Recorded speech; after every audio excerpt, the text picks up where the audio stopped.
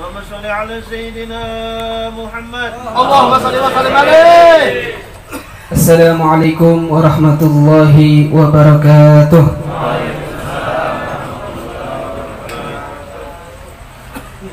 Kurang semangat. Si ngantuk apa sudah seger?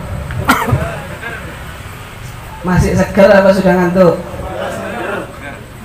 Ada kopinya kah? Kopi. Apa dia? Kopi kah? Oh, di belakang. Ya. Sekali lagi. Assalamualaikum warahmatullahi wabarakatuh. Waalaikumsalam warahmatullahi wabarakatuh. Masya Allah. Saya ini datang dari kaget.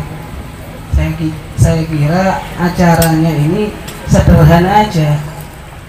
Mungkin apa ya kan keadaannya beda dengan tahun-tahun sebelumnya.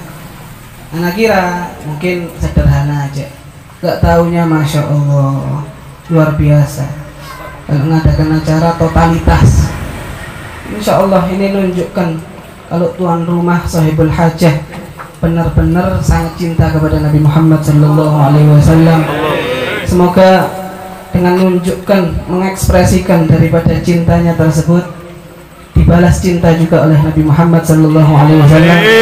Satu keluarga bisa mendapatkan syafaat Nabi Muhammad SAW.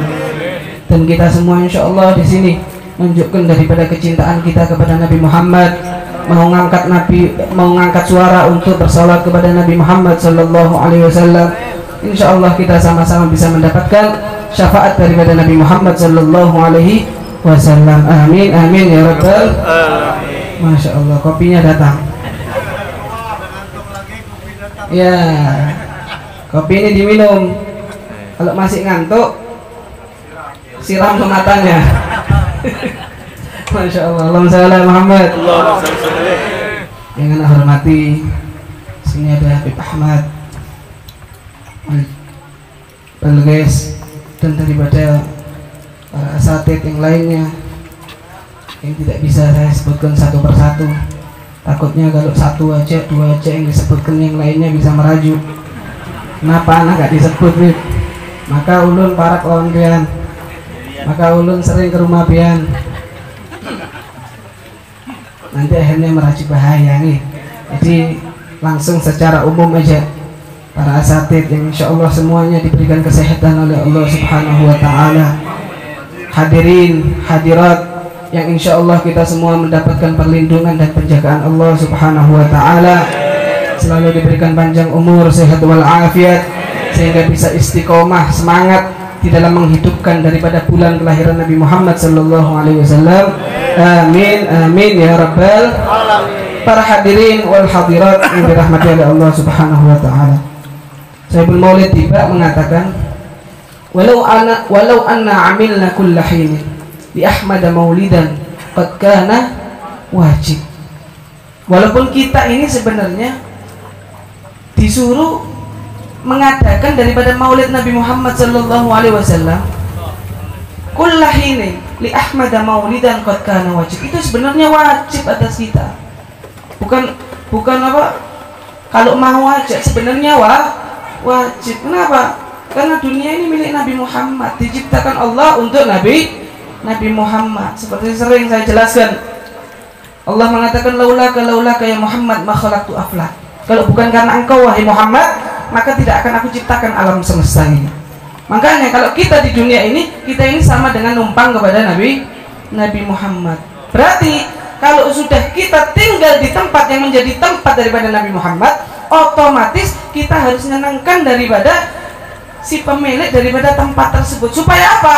Yang miliki tempat tersebut juga cinta kepada kita, juga senang kepada kita. Makanya wajib atas kita semua merayakan gembira atas lahirnya daripada Nabi Muhammad SAW. Apalagi kita di sini sama-sama membaca sholawat, betul? Masa ngopi aja, sholawatan juga kan? Masa cuma makan wadai aja, sholawatan juga kan? Sholawatan. Dikatakan as-salatu ala Nabi sallallahu alaihi wasallam tudrikur rajula wa waladahu wa walad waladihi.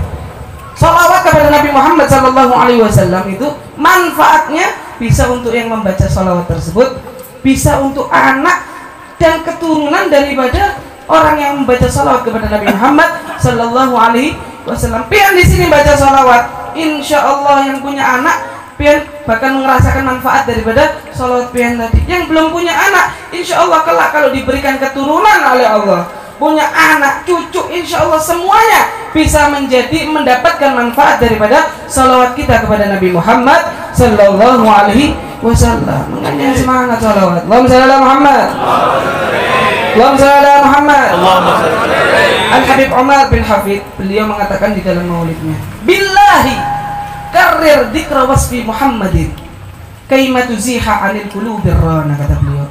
Demi Allah, karir dzikra wasfi Muhammadin, ulangi daripada kalian membaca sifat-sifat Nabi Muhammad Sallallahu Alaihi Wasallam. Jangan sampai bosan dengar syair pujian kepada Nabi Muhammad Sallallahu Alaihi Wasallam. Jangan sampai bosan, walaupun diulang-ulang.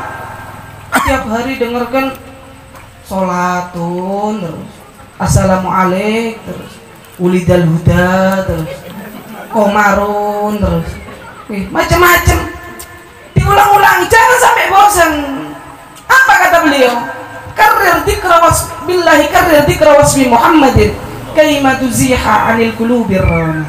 Karena dengan kita menyebut sifat-sifat Nabi Muhammad, dengan kita memuji daripada Nabi Muhammad Sallallahu Alaihi Wasallam, itu bisa merontokkan daripada kotoran-kotoran di hati kita. Makanya yang semangat, Allahumma shalli ala Muhammad. Jadi kalau mendengarkan sholawat itu ikut, jangan bosan. Nah, syair ini pulang, syair ini lagi. Jangan, ikut di dalam memuji Nabi Muhammad. Apalagi kita ini sudah punya para barisan penyair yang luar biasa. Insyaallah dikasih kesehatan terus, bisa fit 1 bulan penuh suaranya, untuk bisa mengajak kita sama-sama mengangkat suara bersalawat kepada Nabi Muhammad Sallallahu Alaihi Wasallam. Kalimatu ziha anil qulubir rana. Bayangkan, dengan kita menyebut nama Nabi Muhammad, memuji nama Nabi Muhammad, kemudian membaca sifat-sifat daripada Nabi Muhammad, itu kotoran yang ada di dalam hati, hasut, iri, dengki, gak senang sama orang lain, itu insya Allah dirontokkan oleh Allah Subhanahu wa Ta'ala. Ini baru nyebut, apalagi kita bisa langsung memandang wajah Nabi Muhammad. Gimana dengan para sahabat Nabi yang mereka semua secara langsung bisa memandang daripada wajah Nabi Muhammad Sallallahu Alaihi Wasallam. Insya Allah mereka dosa-dosanya diampuni oleh Allah Subhanahu wa Ta'ala, dimuliakan oleh Allah Subhanahu wa Ta'ala. Makanya kepingin bisa memandang wajah Nabi Muhammad, kepingin bisa mimpi bertemu dengan Nabi Muhammad, kepingin semua kepingin. Karena dikatakan, kata Rasulullah, man ra'ani fil manam fasayarani fi yaqظah. Orang siapa yang bermimpi bertemu dengan aku di dalam mimpinya, maka insya Allah suatu saat aku akan mendatanginya secara sadar. Masya Allah.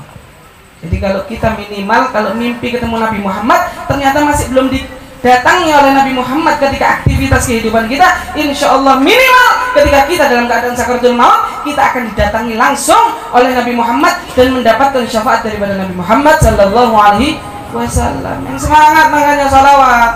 Sekali lagi, Allahumma shalli ala Muhammad. Cinta dengan Nabi Muhammad. Cinta. Bujur-bujur. Cinta. Soanang cinta kah? Cinta.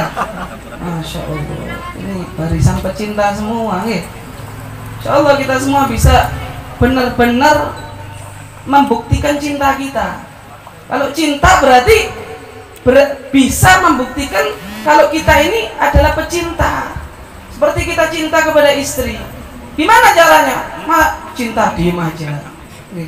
Cinta harus membuktikan cintanya dengan apa? Perbanyak sholawat, jalankan, laksanakan apa yang disunnahkan dan dikerjakan oleh Nabi Muhammad. Cinta, tapi sunnahnya Nabi Muhammad nggak digawi, gak dikerjakan, sama aja bohong. Ditolak lamaran pian, ditolak cinta pian. Sekarang saya mau nanya, yang bawa siwak ada berapa di sini? Yang bawa siwak? Yang bawa siwak. Di sini satu aja, masya Allah. Daerah sini. Kalau nggak ada di rumah ada. Ada, masya Allah. Satu rosek langsung besar siwaknya. Nggak nanggung. Tunjukkan kalau cinta kepada Nabi Muhammad, maka kerjakan juga sunnahnya Nabi Muhammad. Jangan malam Jumat aja bikin status sunnah Nabi. Malam Jumat bikin status sunnah Nabi, hati-hati loh. Tak pernah ngerjakan sunnah Nabi, tapi ketika malam Jumat tengah malam nulis status sunnah Nabi. Ini berarti cuman mensifatkan Nabi ke hal-hal yang seperti itu. Hati-hati, dosa ya. Bukan menunjukkan cinta kepada Nabi Muhammad, tambah justru bikin sakit hati Nabi Muhammad Sallallahu Alaihi Wasallam. Tunjukkan, Nabi itu istrinya lebih dari satu. Itu berarti sunnah bebe. Sunnah bebe.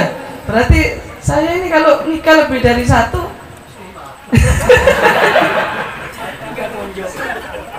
Jadi pikirannya yang mau dikerjakan hal-hal yang kayak gini aja.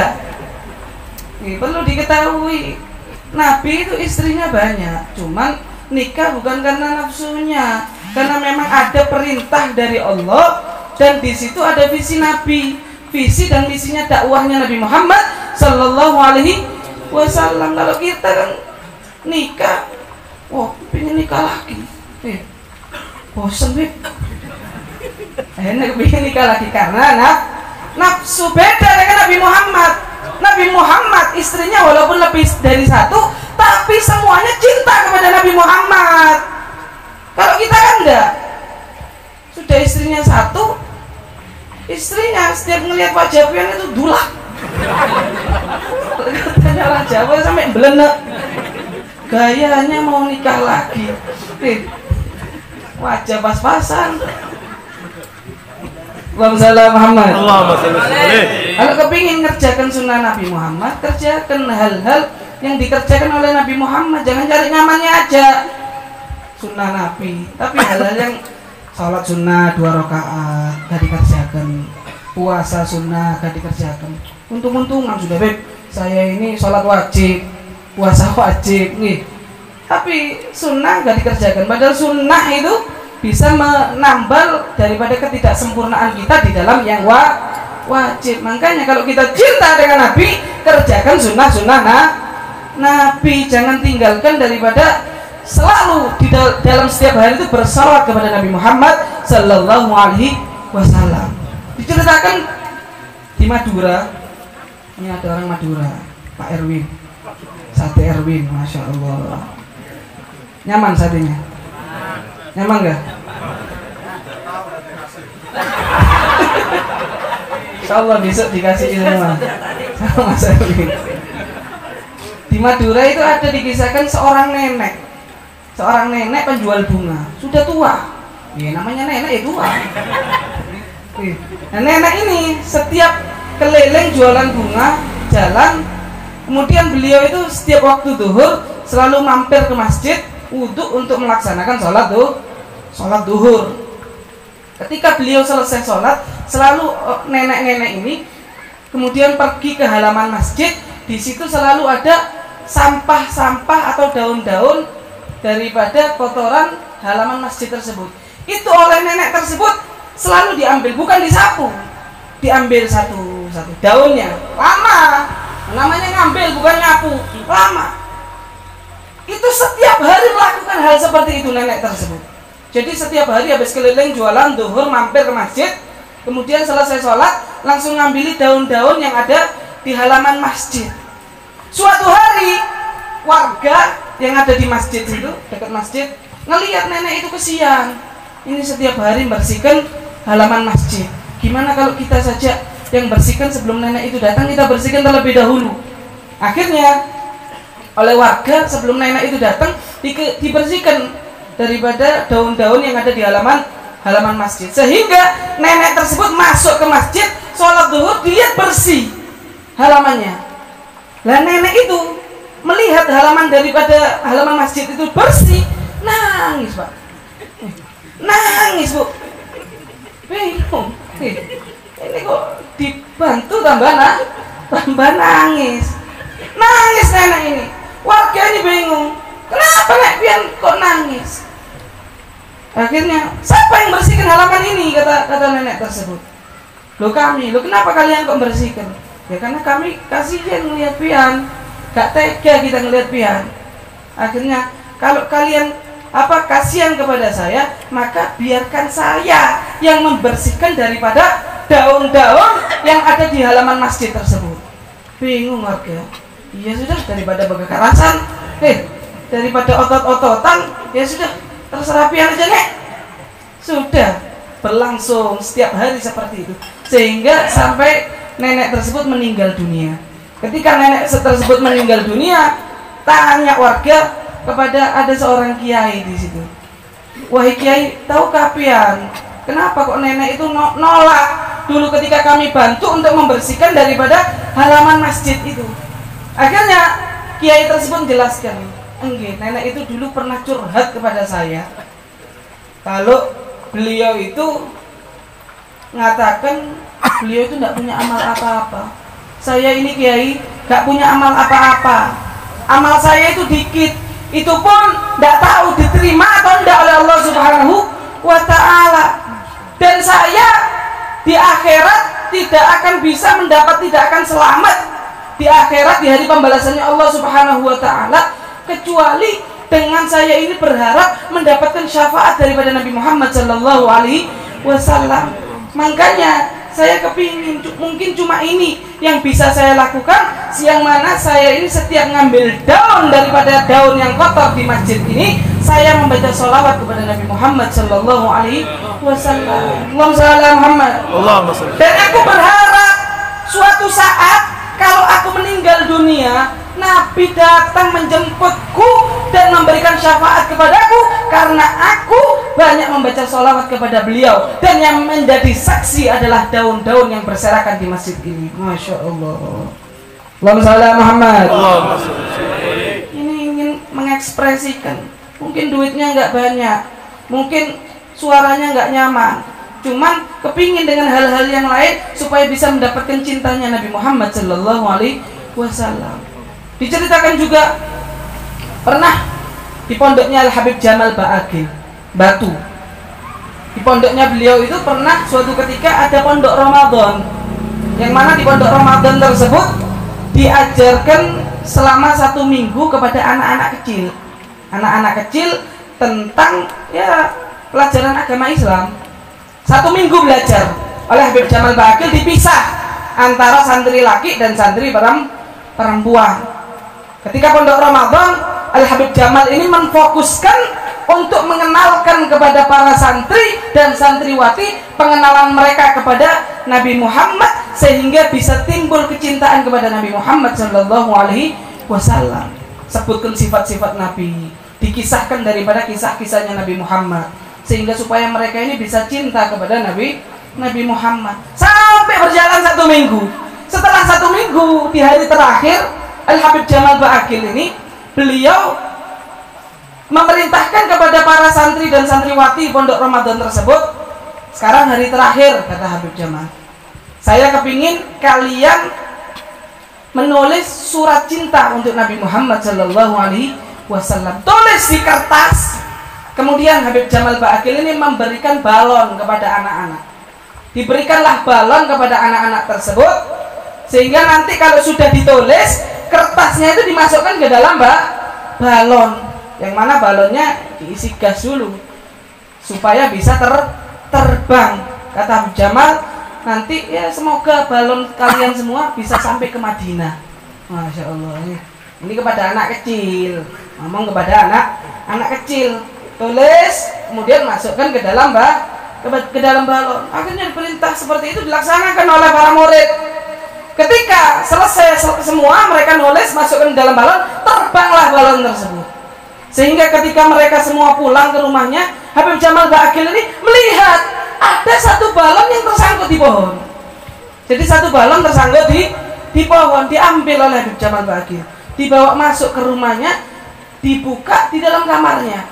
Ketika beliau membuka daripada balon tersebut, ikatan talinya, diambil daripada kertas tulisannya, dibaca sama Habib Jamal Ba'agil tulisannya, nangis beliau. Apa yang dilihat oleh beliau? Ternyata anak tersebut menulis, yang lainnya mungkin ada yang nulis I love you, I love you, I miss you. Surat cinta, namanya surat cinta, kayak yang dulu. Ini anak kecil ini dilihat menulis tulisan, wahai Rasulullah, selama 1 minggu ini aku diajari di tempat ini mengenal tentang sifat-sifatmu dan kisah-kisah tentangmu, sehingga muncullah kecintaanku kepadamu ya Rasulullah. Dan dengan itu juga selama 1 minggu ini setiap harinya aku bisa bermimpi, ya Allah, bermimpi melihatmu ya Rasulullah. Aku takut, apakah nanti ketika aku pulang ke rumah ya Rasulullah, aku bisa mimpi lagi ketemu engkau. Masya Allah. Allahumma Muhammad. Anak kecil ini Pak, anak kecil. Akhirnya Habib Jamal Ba'agil nangis melihat itu, melihat tulisan daripada anak tersebut. Diceritakan sifatnya Nabi Muhammad, kemudian dikisahkan kisahnya Nabi Muhammad, sehingga bisa cinta kepada Nabi Muhammad, bisa bermimpi ketemu Nabi Muhammad. Kita udah diceritakan bolak-balik, gak nangis-nangis, mandablek, macal, Insya Allah. Yang penting kotoran hati kita dihapuskan oleh Allah Subhanahu wa Ta'ala, berkat kita menyebut terus sifat Nabi Muhammad Sallallahu Alaihi Wasallam, dan insya Allah kita juga bisa diberikan rizki oleh Allah, bisa bermimpi bertemu dengan Nabi Muhammad Sallallahu Alaihi Wasallam. Enggaknya, kalau kepingin minimal menunjukkan cinta kepada Nabi Muhammad, ya hadir majelis-majelis sholawat, hadir majelis-majelis ilmu, ngakunya cinta kepada Nabi Muhammad. Ada majelis di dekat rumahnya 10 langkah, 10 meter, tidak mau hadir. Majelis ilmu, majelis sholawat, tidak mau hadir. Ya apa? Mau menunjukkan cinta kepada Nabi Muhammad. Adalah Habib Muhammad bin Hadi As-Segaf. Beliau mengatakan di dalam kitabnya Tuhfatul Ashraf, beliau mengatakan, man la yuhibbul ilma wa ahla wa la yuhibbu majalisul dzikr alladhi fi dzikrun nabi sallallahu alaihi wasallam wa dzikrullah wa dzikrul awliya was salihin.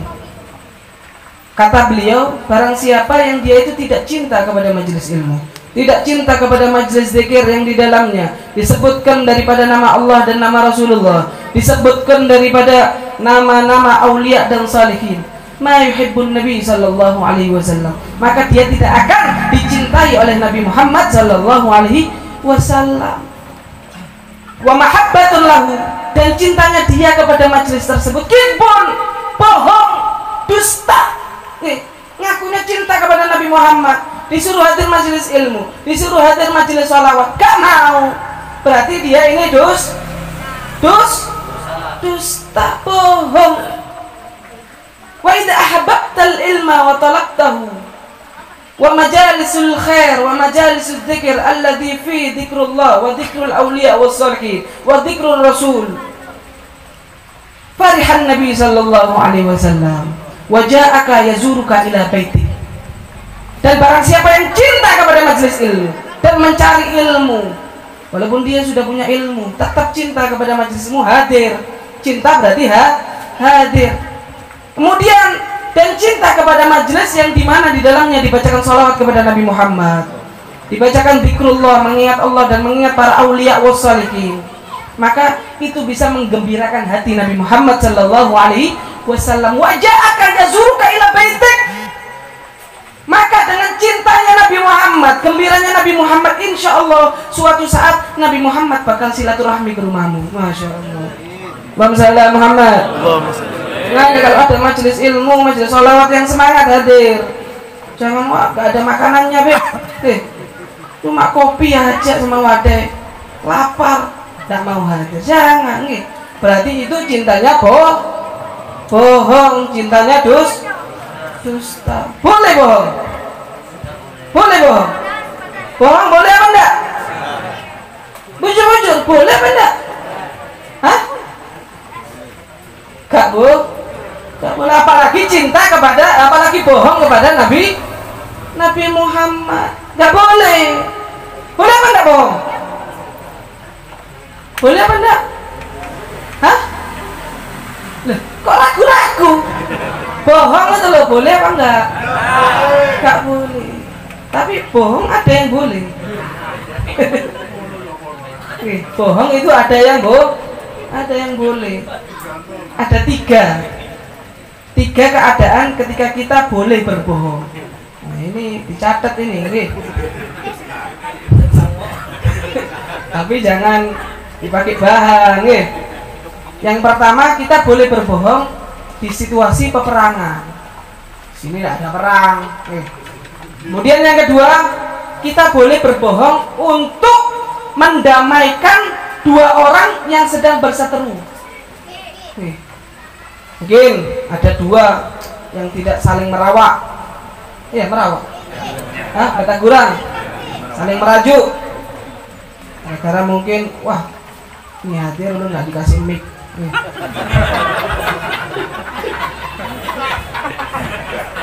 Akhirnya merajuk. Mic-nya dikuasai itu terus. Gayaan. Ini contoh. Misal merajuk, nggak mau hadir majelis. Akhirnya apa? Ngakunya jaga toko mertua, Beb. Akhirnya nggak mau hadir majelis. Waktu orang-orang di majelis pulang, gayanya kayak nutup toko. Mau nutup toko, nyimpuni barang. Padahal nggak mau hadir majelis. Kenapa? Karena ada orang yang nggak disenangi di majelis.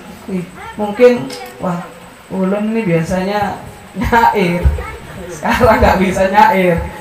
Mik ulun direbut sama dia. Waduh, ini niatnya sudah nggak bener. Jangan hal-hal yang seperti ini dihilangkan dari hati kita, sehingga kita benar-benar ikhlas di dalam beramal kepada Allah Subhanahu wa Ta'ala. Mendamaikan dua orang yang lagi berseteru. Misal kita bertemu si A dengan si B, misal lagi berseteru, misalnya, kemudian mendatangi si A ini mendatangi daripada si B, misalnya apa, si A dengan si B, ada si C ini mendatangi daripada si B, mengatakan si A ini kirim salam kepada engkau, kirim salam kepada engkau, ataupun misalnya si C ini ngambilkan daripada buah, misal bawa buah ngasih kepada si B, ini dari si A misalnya. Akhirnya apa? Gara-gara itu, ya Allah baiknya si A ya, masa saya kok musuhi si A. Sudah dia baik sama saya. Ini tidak apa-apa. Ini tidak apa-apa. Bohong yang nggak apa-apa. Kemudian yang ketiga, bohong yang nggak apa-apa, yaitu bohongnya misalnya, ini bukan misalnya, istri kepada suami atau suami kepada istri, itu tidak apa-apa, demi kebahagiaan daripada keluarganya, supaya tidak pecah daripada keluarganya ataupun pernikahannya. Bohong boleh, cuma jangan sering-sering. Bohong boleh dengan keadaan yang seperti itu. Tuh, jangan salah, istri itu suka dibohongi, Pak. Iya, Bu. Istri itu lebih suka dibohongi daripada kita jujur. Jangan rame-rame. Lebih senang dibohongi. Misal contoh. Istri bikinkan kita kopi atau teh, padahal tidak enak. Kita bilang, ditanya, gimana rasanya, Mas? Wow, luar biasa. Masya Allah, luar biasa. Padahal nggak enak. Akhirnya apa? Gimana rasanya? Luar biasa sih. Senang istrinya, pahala pian. Daripada pian jujur, akhirnya bikin sakit hati istri. Istrinya nyoba baju, mau pengantinan, rias sih. Dandan sudah, sakuaknya sudah, padahal nggak cantik. Tanya ke pian, sambil muter-muter. Mas gimana? Sudah cantik kan? Sudah cantik kan? Kata suaminya, wah top, top sudah. Nggak salah ulun milih pian ini, nggak salah sudah. Padahal di hatinya, ini seneng, istri seneng pahala ya, nggak bu? Pernah Nabi Sallallahu Alaihi Wasallam itu kepada Sayyidah Aisyah, ini yang dicontohkan Nabi. Ketika itu Rasulullah datang ke tempat Sayyidah Aisyah. Akhirnya untuk menyambut Nabi, Rasulullah ini bikinkan, kalau katanya orang Jawa, wedang, minuman, bikinkan minuman. Cuman ketika itu Sayyidah Aisyah ini mau naruh gula keliru garam. Nah, ini terjadi bujuran di zaman Nabi Muhammad Sallallahu Alaihi Wasallam. Mau masukkan gula keliru garam. Sayyidah Aisyah ini orangnya itu cantik cuma nggak bisa masak. Cantik tapi nggak bisa masak. Cemburuannya luar biasa. Kalau ada istrinya Nabi yang lain mau ngirim masakan kepada Nabi, itu dicegat tengah jalan, diambil makanannya, kadang ditumpahkan.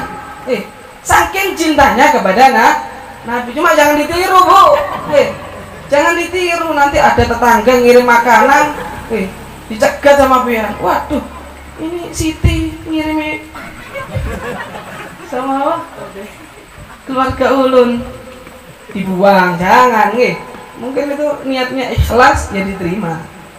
Kemudian ini Sayyidah Aisyah ini saking cintanya kepada Nabi Muhammad luar biasa, cuma tidak bisa masak. Akhirnya Nabi minum daripada minuman yang dibikin oleh Sayyidah Aisyah, diminum asin, diminum asin. Cuma lihat Nabi Muhammad tidak berubah sama sekali daripada wajahnya Nabi Muhammad ketika meminum minuman tersebut. Masya Allah. Allahumma shalli ala Muhammad.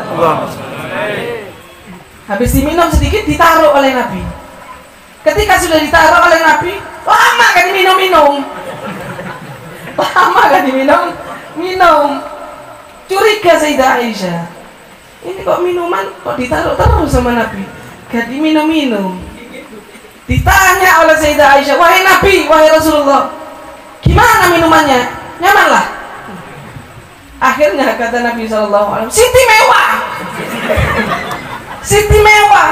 Seumur hidup saya nggak pernah minum minuman seperti ini. Muhammad. Bukan istimewa lagi, tapi Siti mewah. Seumur hidup saya nggak pernah minum minuman seperti bujur, betul. Memang nggak pernah. Misal minum kopi rasanya asin. Akhirnya Nabi mengatakan kepada Sayyidah Aisyah, wahai istriku, wah, ini loh diajarkan Nabi. Kayaknya sudah lama kita gak minum bersama, gak minum secangkir berdua. Sudah lama kayaknya kita nikah ini, ingat-ingat dulu gitu loh. Kita minum secangkir berdua. Kata Nabi Muhammad SAW, ayo kalau gitu kita minum bareng, ayo. Akhirnya dilakukanlah. Habis Nabi minum, kemudian diminum oleh Sayyidah Aisyah. Kaget Sayyidah Aisyah, asin. Cuman apa yang dilakukan oleh Nabi Muhammad? Tidak ngomel kepada istrinya, Pak. Tidak ngomel dengan istrinya. Kalau kita enggak, datang dari kerja capek, masuk rumah minta bikinkan minuman sama istri, tidak nyaman, langsung ditegur istrinya, langsung dikatain kebun binatang keluar semua kata-katanya. Akhirnya apa? Istri ini udah bikinkan tidak seneng, tapi akhirnya tambah kecewa, tambah sakit hati. Contoh Nabi Muhammad, semua itu ada di Nabi Muhammad. Kehidupan sehari-hari itu dicontohkan oleh Nabi Muhammad. Ini istrinya cerewet dikit, wah stres. Istrinya cerewet langsung stres. curhat sana sini. Syukur yang punya istri cerewet itu. Syukur kepada Allah. Untung cerewetnya itu masih kepian, bukan cerewet ke tetangga pian. Kalau cerewetnya ke tetangga pian, malu-maluin, memberi supan. Memberi supan. Untung. Jadi syukur aja. Ini melawan yang tadi, Bu. Nih. Di belen. Nih. Istrinya minta uang ngomel untung syukur masih berarti pian ini masih dianggap suami. Untung mintanya bukan ke tetangga pian. Kalau mintanya ke tetangga pian bahaya, malu-maluin. Untung mintanya masih ke pian. Makanya apa yang kita lakukan di dalam berumah tangga ataupun di dalam aktivitas sehari-hari itu telah dicontohkan oleh Nabi Muhammad Sallallahu Alaihi Wasallam. Hendaknya kita tiru, siap melaksanakan apa yang diajarkan Nabi Muhammad. Siap memperbanyak salawat kepada Nabi Muhammad. Siap. Siap, Asin? Siap. Insyaallah kita dimudahkan untuk bisa melaksanakan apa yang disunnahkan oleh Nabi Muhammad Sallallahu Alaihi Wasallam. Amin amin ya rabbal alamin. Pak Taufik ulidal huda. Allahumma shalli ala Muhammad. Ulidal huda